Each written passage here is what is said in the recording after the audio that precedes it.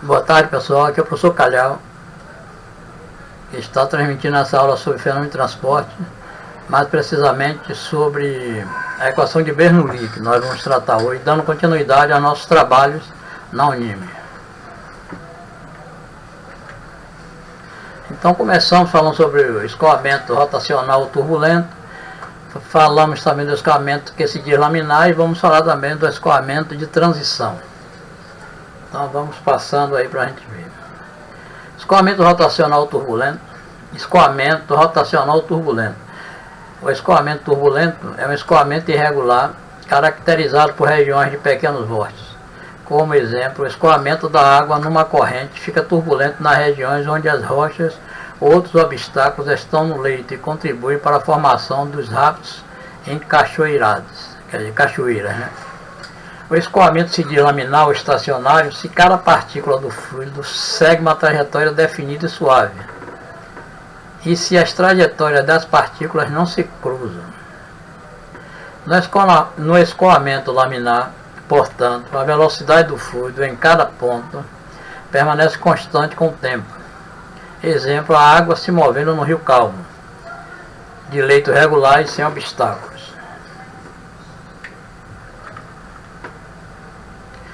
Aqui nós temos o experimento de Reynolds, né? Reynolds, ele pegou um tanque com água, certo? Aqui onde eu estou mostrando com a setinha aqui, um tanque com água jorrando. Ele adaptou outro vaso, colocou um líquido colorido, né? Colocou uma torneirinha aqui, o bico do vaso é fininho aqui, então quando ele abriu um pouco essa torneira, formou um filete constante aqui no meio da água, né? Saindo, isso constituindo um escoamento laminar, certo? Depois ele abriu mais um pouco a torneira e esse filete começou a ficar ondulado, né? Não ficou mais retinho assim, fez ondulações assim, e aí constituindo um escoamento de transição. Depois ele abriu a torneira toda e aí o filete sumiu, desapareceu no meio da água, né? Se misturou todo e constituindo um escoamento turbulento. Esse número é um número adimensional, quer dizer, não tem dimensão, as unidades cortam todas, né? E ele é determinado assim: ρ vezes V vezes D sobre μ, onde ρ é a massa específica do fluido, V a velocidade do fluido, D o diâmetro do tubo, μ é a viscosidade dinâmica. E como você sabe que a viscosidade dinâmica a viscosidade cinemática é a dinâmica sobre ρ, você pode usar essa fórmula aqui, ó, V vezes o diâmetro dividido pela viscosidade cinemática, né? A viscosidade cinemática é μ sobre ρ. Então, ela está invertida aqui, né? Então, ele fica embaixo. Nós vamos ter alguns exemplos que vocês vão ter a oportunidade de calcular esse número. Esse número diz o seguinte também, ó. Aqui eu coloquei ρ é a massa específica do fluido, μ viscosidade dinâmica do fluido, V velocidade de escoamento, D diâmetro de tubulação e o Nzinho aqui, viscosidade cinemática. Se por acaso esse número der menor do que 2000, constitui um escoamento laminar. Se ele der menor que 2400 e maior ou igual a 2000, quer dizer, menor ou igual a 2400 e maior ou igual a 2000, ele é um escoamento de transição. E se ele der maior do que 2400, é um escoamento turbulento. Aí eu estou solicitando, colocando uma questão para vocês resolverem. Calcule o número de Reynolds e determine se o escoamento é laminar ou turbulento, sabendo que a tubulação tem 20 centímetros de diâmetro, velocidade 5 metros por segundo, fluido com densidade 980 kg por metro cúbico e o μ 10 a menos 2 Newton vezes segundo por metro quadrado. Então, o que é que você tem que fazer aí? Transformar 20 centímetros em metro, transformar 5 centímetros por segundo em metro por segundo. Os outros estão ok, só é substituir na fórmula e encontrar. um determinado líquido com 1.200 kg por metro cúbico, isso é densidade, certo? Um determinado líquido com 1.200 kg por metro cúbico escoa por uma tubulação de diâmetro de 3 cm, com uma velocidade de 0,1 metro por segundo. Sabemos que o número de Reynolds é 9.544,35, determina qual a viscosidade dinâmica do líquido. Só é transformar esse 3 cm para metro, as outras unidades são coerentes, né? E aí você vai encontrar a viscosidade dinâmica, que é o μ. Vocês são craques nisso. Hidrodinâmica. Hidrodinâmica é a parte da física que estuda as propriedades dos fluidos em movimento. Tornei definir escoamento turbulento, o laminar também, para vocês não esquecerem, continuarem ligados neles, viu? Aqui eu mostro uma figura onde está realçado um escoamento laminar. Por que laminar? Porque as linhas não se cruzam, né? Se as linhas se cruzarem assim, é turbulento. Aqui, cada linha segue individualmente como lâminas assim paralelas. Equação da continuidade de vazão volumétrica. Vazão, a gente sabe que vazão volumétrica é o volume dividido pelo tempo, né? A gente faz uma modificaçãozinha nela e encontra que vazão é a área vezes a velocidade. Então Q1 é igual a Q2. Eu estou falando isso aqui com respeito agora à figura. A gente tem uma tubulação mais estreita aqui no ponto 1 e mais larga aqui no ponto 2. Mas o volume que passa aqui é o mesmo volume que passa aqui. São iguais os volumes. Então se os volumes são iguais, as áreas também são iguais. A vazão são iguais. As áreas são diferentes, né? Mas a vazão são iguais.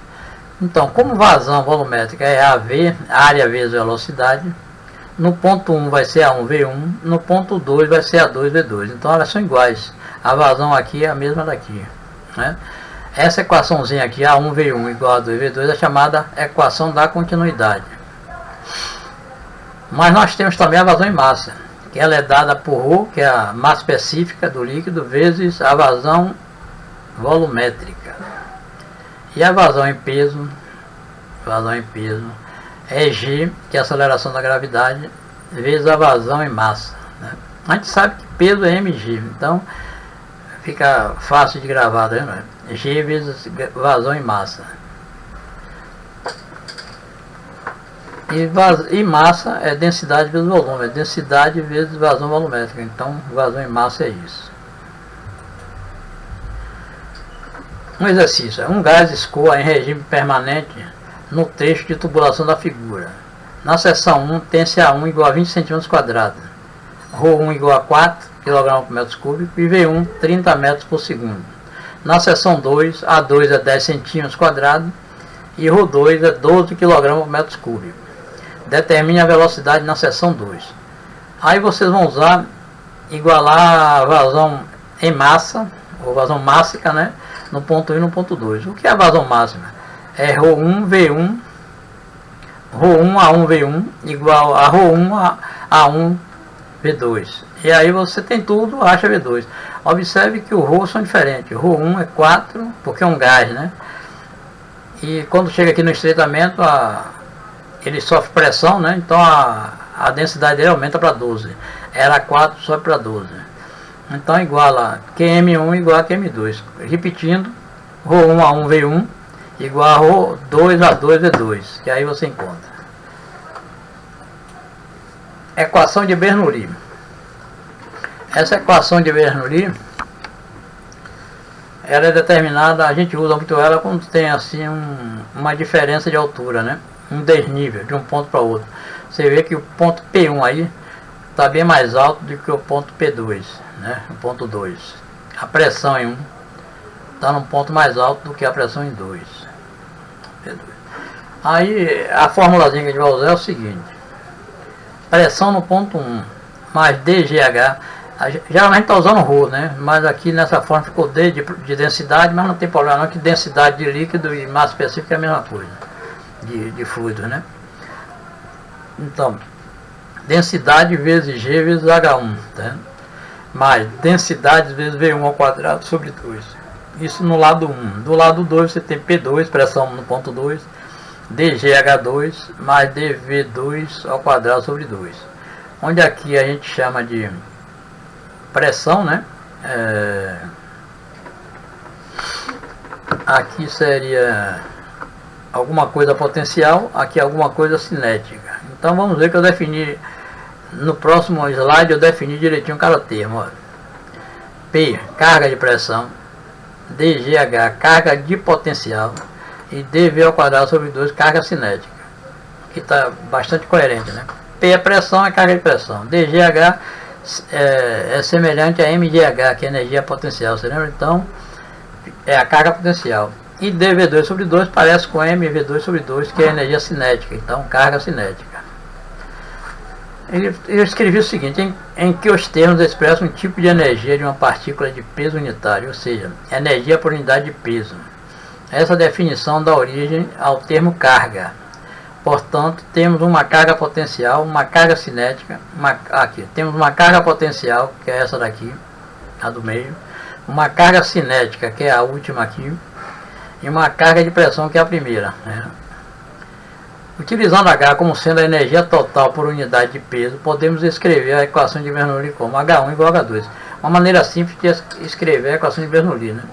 H1 igual a H2, lembrando os termos do ponto 1 e do ponto 2. Outro exercício, olha. Por um duto de seção circular escoa água com peso específico 10.000 Nm3. É um ponto localizado a 10 metros acima do nível do solo. A pressão dentro do duto é 250 kPa. Tem que transformar para Pascal, 250 mil Pascal. E a velocidade de 5 metros por segundo. No ponto ajusante, no nível do solo, que está no nível do solo, a velocidade é 20 metros por segundo. Determine a pressão na seção ajusante, desprezando os efeitos de atrito. Para os cálculos, utilize G igual a 10 metros por segundo ao quadrado. Com base no texto, assinale a alternativa correta. Então ele está pedindo o que mesmo? Por uma seção circular, em um ponto localizado a 10 metros acima do nível do solo, a pressão dentro do tubo é 250. No ponto, no solo, a velocidade, determine a pressão na seção, ele quer a pressão na parte de baixo, no solo, junto ao solo, né? Então Bernoulli, joga Bernoulli, transforma 250 kPa para Pascal, substitui direitinho, as velocidades estão corretas, a altura está correta, né? Então o H1 é 10 metros, o H2 é 0, porque ele está no solo, né? A tubulação desce. Então é isso. Na próxima semana eu vou fazer uma lista com alguns exercícios resolvidos para vocês terem uma melhor visão do assunto. Obrigado, boa tarde. Ainda tem mais um exemplo que eu coloquei, pensei que tinha terminado ali, mas eu coloquei uma asa de avião aí para a gente ver uma das aplicações de Bernoulli. As asas são construídas de forma a que o ar se mova mais depressa na parte de cima da asa, fazendo com que a pressão por cima da asa seja mais baixa. Isso quer dizer o seguinte, se o vento passa mais forte por cima, tira a pressão, né, de cima, a pressão fica menor do que a de baixo, então levanta a asa, né?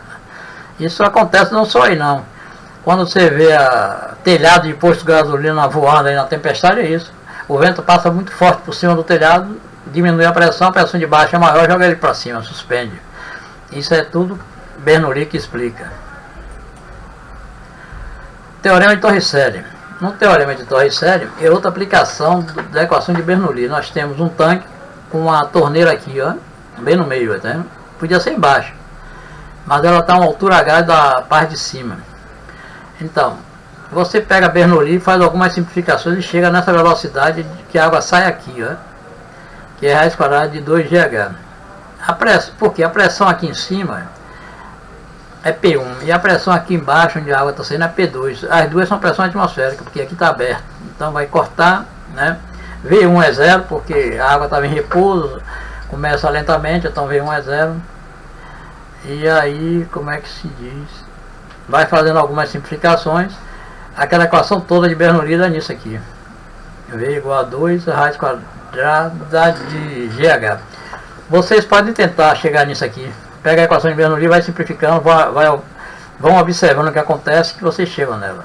Se não chegar, quando eu chegar na sala eu mostro.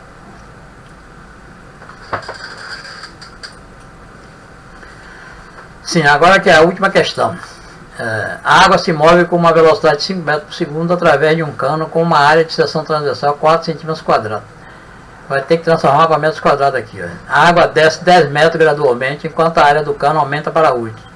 Quer dizer, aí na parte mais alta você tem um tubo mais fino, ele vai descendo e a área aumenta, certo? Na letra A ele pede qual é a velocidade do escoamento no nível mais baixo. Letra B, se a pressão no nível mais alto for 1,5 vezes 10 a quinta Pascal, qual será a pressão no nível mais baixo? Aqui tem letra A, 2,5 metros por segundo, aí você aplica A1V1 igual a 2V2, né? A equação da continuidade, e aqui aplica Bernoulli, que você acha essa pressão no ponto 2. Agora sim, boa tarde a todos.